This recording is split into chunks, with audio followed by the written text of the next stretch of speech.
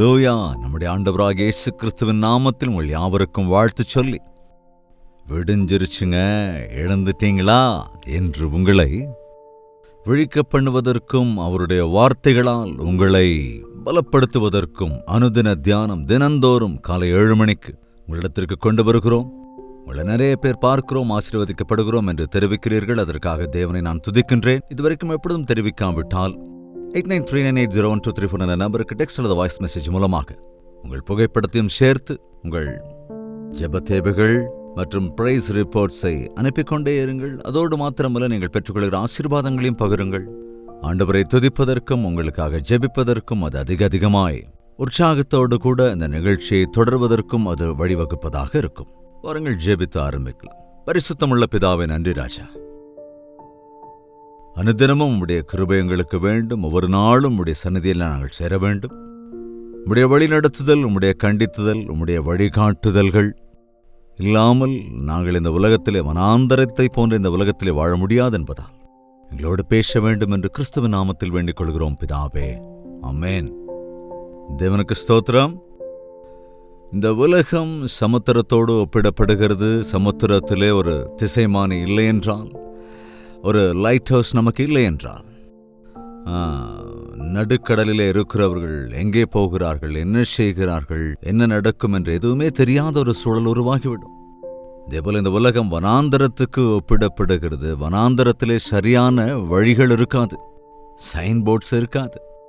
அதாவது எந்த மூலையில எந்த மிருகம், சிங்கங்கள், புலிகள் மறைந்திருக்குமோ, இன்னும் காட்டு எருமைகள், காட்டு யானைகளை எதிர்கொள்ள வேண்டிய சூழல் உருவாகுமோ, இன்னும் விஷக்கிருமிகளை சந்திக்க வேண்டியிருக்குமோ நமக்கு தெரியாது. அதாவது நான் வனாந்தரங்களை ஊழியம் செய்தேன். நீலகிரி மலைகளில் இருக்கிற மலைகளுக்குள்ளே இருக்கின்றதான அடர்த்தியான காடுகளுக்குள் போகிற போது சில நேரங்களிலே வழிதப்பி போயிருக்கிறோம். அநேக நேரங்களில் இப்படிப்பட்ட வனாந்தரத்தை போல, மகா சமுத்திரத்தை போல இருக்கிற இந்த உலகத்தில் ஒரு அர்த்தமற்ற வாழ்க்கை வாழ்வதை விட ஒரு இலக்குடனான வாழ்க்கையை நாம் வாழ வேண்டும் என்றால் வழிகாட்டுதல் என்பது நம்முடைய தேவனுடைய வார்த்தை தான். தேவன் நம் கருளியிருப்பது எது எப்படி போகிறது, என்ன ஏது என்று தெரிந்து கொள்ள வேண்டும் என்றால் அவருடைய வார்த்தைகளை நாம் தியானிக்க வேண்டும்.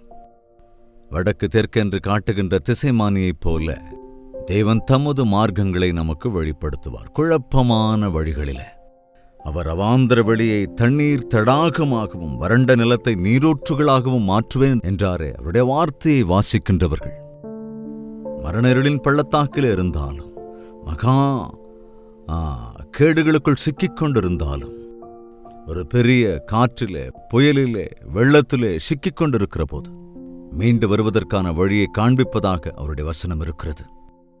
ஒருவேளை இந்த இயற்கை சம்பந்தப்பட்ட வனாந்தரங்களுக்குள்ள நம்ம செல்ல தேவையில்லை. ஆனால் அவ்வளவு பெரிய பயங்கரமான சுனாமியிலே நாம் இதுவரை சிக்கிக்கொள்ளவில்லை. ஆனால் வாழ்க்கையில் இருக்கிற சுனாமிகள் எத்தனையோ இருக்கிறதல்லவா? வாழ்க்கையில் எதிர்கொள்ளுகிற வனாந்தர வாழ்க்கைகள் இருக்கிறதல்லவா? நம்முடைய வாழ்க்கையிலே தனிமைக்குள்ளாக்கப்பட்டு என்ன செய்ய வேண்டும் என்பது தெரியாத புரியாத சூழ்நிலைகளிலே கஷ்டங்களுக்கு, வியாதிகளுக்கு, இன்னப்பிற சிக்கல்களுக்கு, கடன், குடும்ப பிரச்சனைகளுக்கு, இப்படி விதவிதமான சோதனைகளுக்கு இலக்காகும் போது வழியே தெரியாத சூழலுக்குள் மாட்டிக்கொள்கிறோம் அல்லவா? அப்படிப்பட்ட சூழ்நிலைகளிலே நாம் தேவனுடைய கிருபைக்காக வேண்டிக் கொள்வதற்கு அவருடைய வார்த்தையை அறிந்திருப்போம் என்றால் வெளியே வருகிற மார்க்கத்தை நாம் உணர்ந்து கொள்ள முடியும், பாதுகாவலாக இருக்கவும் முடியும். பைபிள் இருக்காங்க கையில், எடுத்துக்கங்க. தீமோத்தேயுக்கு எழுதின 2ஆம் நிருபம் 3வது அதிகாரம் 12வது வசனத்திலிருந்து வாசிக்கிறேன். அன்றியும் கிறிஸ்து இயேசுவுக்குள் தேவ பக்தியாய் நடக்க மனதாயிருக்கிற யாவரும் துன்பப்படுவார்கள். அதாவது இயேசு கிறிஸ்துவை நம்பினால் இனி பாடுகளே இருக்காது, கஷ்டங்களே இருக்காது. பைபிள் வாசிக்கிறேன் அல்லவா, ஜெபிக்கிறேன் அல்லவா, எனக்கேன் இந்த கஷ்டம் வருகிறது, எனக்கேன் இந்த சிரமம் வருகிறது, எனக்கேன் இந்த போராட்டங்கள் வருகிறது என்று சில பேர் ரொம்ப சோர்ந்து போய்விடுவார்கள். வேதவசனம் சொல்லுகிறது, இந்த உலகத்திலே நாம் வாழ்கின்ற போது இந்த உலகத்தை நேசிக்கிறவர்களாக இருக்கிறோம். உலகத்தின் அதிபதியாயிருக்கிற சாத்தானுக்கு உடையவர்களாக நாம் இல்லாததினாலே கட்டாயமாக இந்த உலகத்திலே பக்தி மார்க்கத்தில் நடக்க விரும்புகிறவர்களுக்கு துன்பங்கள் கட்டாயம் வரும். அதற்காக நாம் ஆவிக்குரிய வாழ்க்கையிலே சோர்ந்து போனவர்களாக, சாத்தானுக்கு இடம் கொடுக்கிறவர்களாக இருக்கக்கூடாது.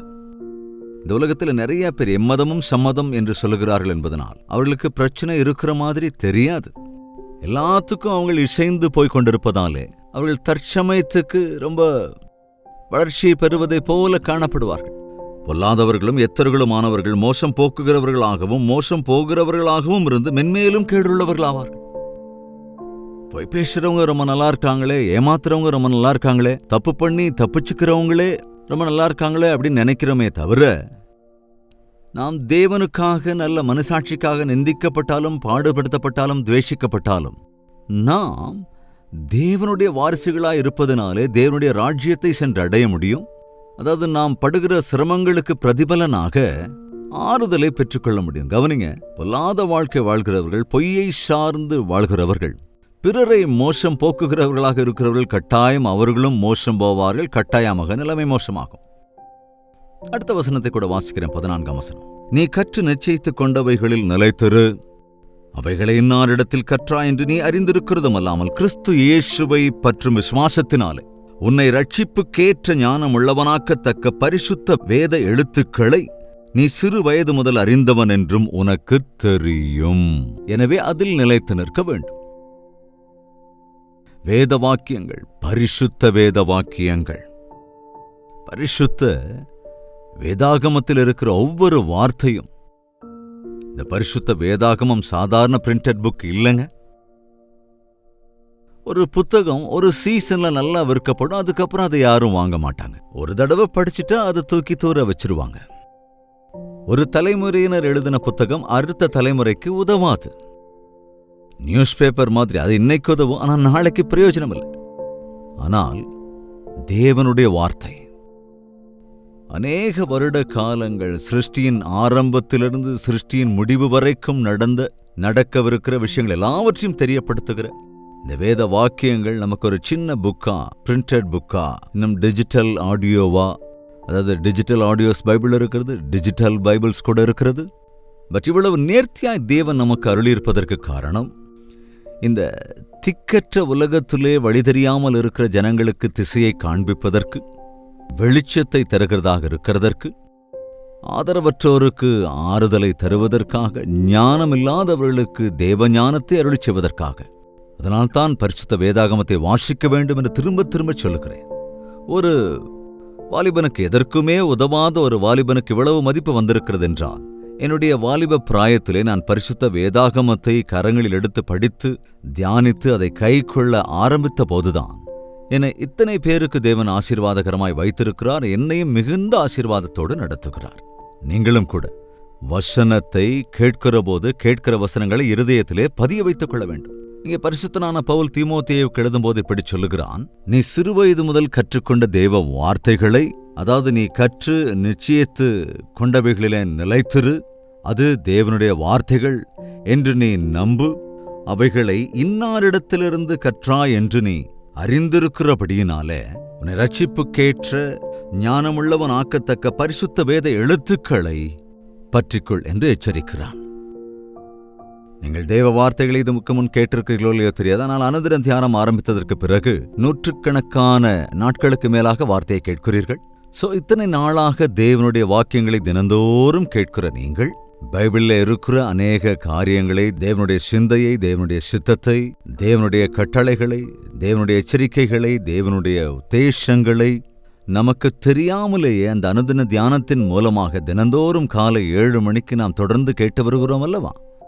அப்போ கேட்கிற வார்த்தைகளை நீங்க இருதயத்தில் பதிய வைக்கிறீங்களா?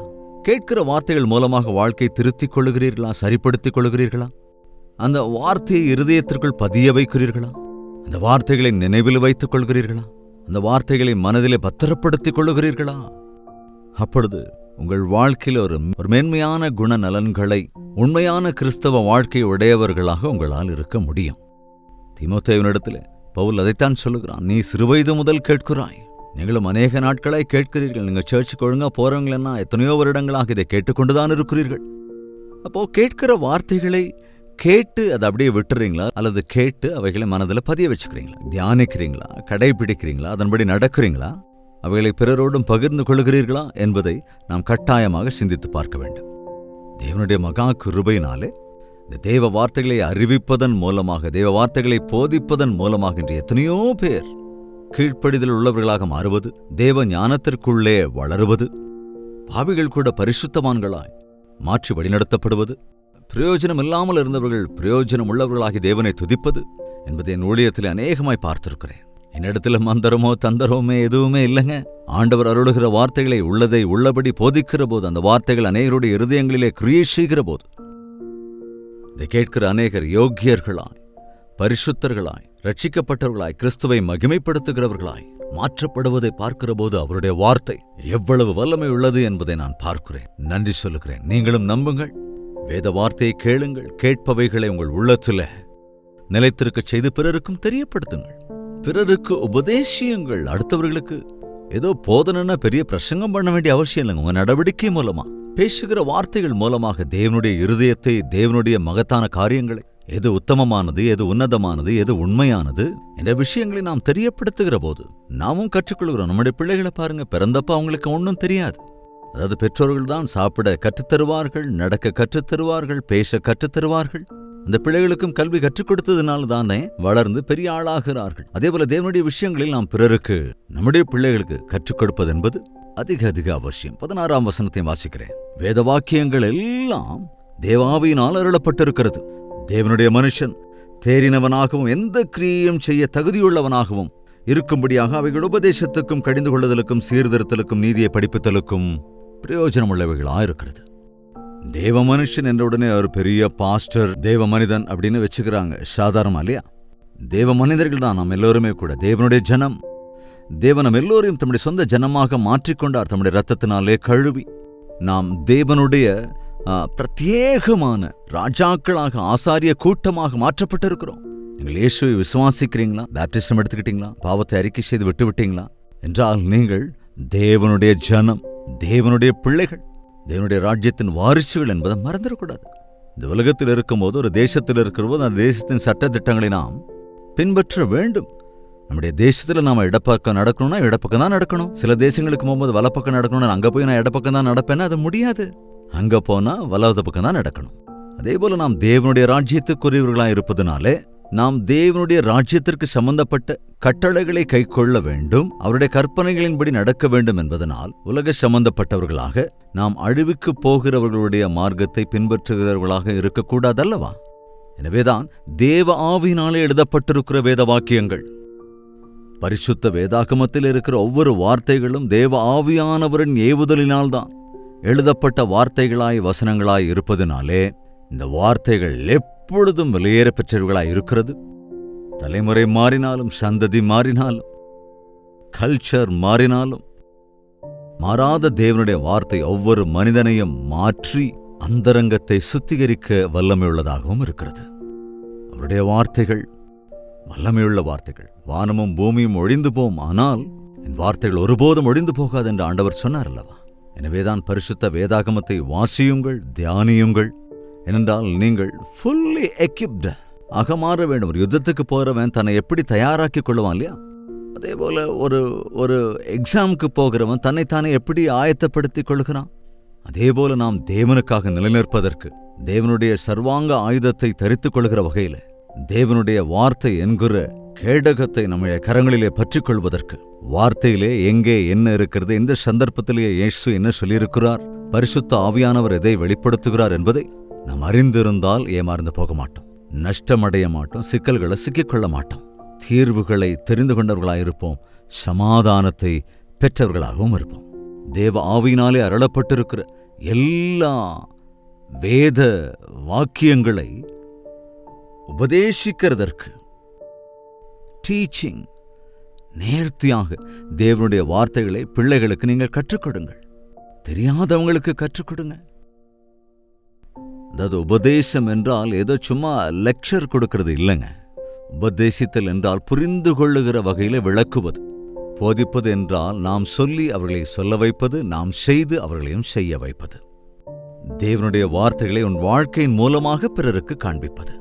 கண்டிக்க வேண்டிய விஷயங்களை கண்டித்துணர்த்த வேண்டும். கண்டிக்கச் சொல்லுகிறார் என்பதனால பகைக்க வேண்டியதில்லை, விமர்சிக்க வேண்டியதில்லை, இன்னும் பிறருக்கு வருத்தத்தை உண்டாக்குற வகையிலும் அல்ல. ஆனால் ராங் இஸ் ராங், தப்புனா தப்பு தான் என்று அவர்கள் தெரிந்து கொள்கிற விதத்தில் சொல்ல வேண்டும். தவறை திருத்திக் கொள்வதற்கு, நீதியை படிப்பிப்பதற்கும் பிரயோஜனமுள்ளவர்களாக இருக்க வேண்டும். சுருக்கமா சொல்லணும்னா, தேவனுடைய வார்த்தைகளை நன்றாக தெரிந்திருக்கிறவன் அவனுடைய வாழ்க்கையில பரிபூரணனாக முடியும். பிறரையும் கூட இந்த தேவ வார்த்தைகள் மூலமாக பரிபூரணர்களாக மாற்ற முடியும். தினந்தோறும் தேவனுடைய வார்த்தையை வாசியுங்கள். தேவன் இன்று என்னோடு என்ன பேசினார், இந்த நாளிலே என்ன செய்தியை கொடுத்திருக்கிறார், இந்த உலகத்திலே இன்று நான் எப்படி இருக்க வேண்டும், எப்படி இந்த சூழ்நிலைகளை எல்லாம் நான் எதிர்கொள்வதென்ற தேவ ஞானத்தோடு கூடிய தேவ வார்த்தைகள் உங்கள் இருதயத்திலே பதிய வைத்துக் கொள்ளுங்கள். ஆண்டவருக்கு சாட்சியாக வாழுங்கள். ஜெபிக்கலாமா? பரிசுத்தமும் அன்பும் நிறைந்த பிதாவே, இந்த வேளையிலும் யார் யார் எங்கெங்கிருந்து இந்த வார்த்தைகளை கேட்டு இந்த ஜெபத்தில் ஒருமனப்பட்டிருக்கிறார்களோ அவர்களின் இருதயங்களை உம்முடைய வார்த்தைகள் எவ்வளவு மேன்மையானது என்பதை உணர்ந்து அவைகளை தங்கள் இருதயங்களிலே பதிய வைத்துக் கொண்டு உம்முடைய வார்த்தையின்படி வாசித்து தியானித்து அதன்படி நடந்து சமாதானமற்ற இந்த உலகத்திலே சமாதானத்தோடு வாழ்வதற்கும் முன்மாதிரியாயிருப்பதற்கும் அநேகர் என்று வழிதப்பி போய் நித்திய நரகத்திற்கு போகிற சூழ்நிலையில் இருக்கும்போது தவறான வழிகளை கண்டித்து உணர்த்தி ஜீவ மார்க்கத்தை அப்பேற்பட்டவர்களுக்கு விளக்கி காண்பிப்பதற்கும் உம்முடைய அன்பை அனுபவிக்கிற எங்கள் ஒவ்வொருவருக்கும் சகாயம் அருள வேண்டும் என்று கிறிஸ்துவின் நாமத்தில் வேண்டிக் கொள்கிறோம் பிதாவே. ஆமென். நம்முடைய கர்த்தராகிய இயேசு கிறிஸ்துவினுடைய கிருபையும் பிதாவாகிய தேவனுடைய அன்பும் பரிசுத்தாவின் அந்யோன்ய ஐக்கியமும் சந்தோஷமும் சமாதானமும் நம் அனைவரோடும் என்றும் என்றும் சதா காலங்களிலும் தங்கி தரித்திருப்பதாக. ஆமென். தேவனுக்கு ஸ்தோத்திரம். உங்கள் ஜெப தேவைகள் மற்றும் பாரங்களை 8939801234 என்ற நம்பருக்கு டெக்ஸ்ட் அல்லது வாய்ஸ் மெசேஜ் மூலமாக வாட்ஸ்அப் அனுப்புங்கள். டாக்டர் ஜெயபால் யூடியூப் சேனலை சப்ஸ்கிரைப் செய்து கொள்ளுங்கள். ஷேர் செய்வதையும் லைக் செய்வதையும் கூடவே உங்கள் பெயர் விவரங்களை கமெண்ட் செக்ஷனில் பதிவிடுவதையும் மறந்துவிடாதீர்கள்.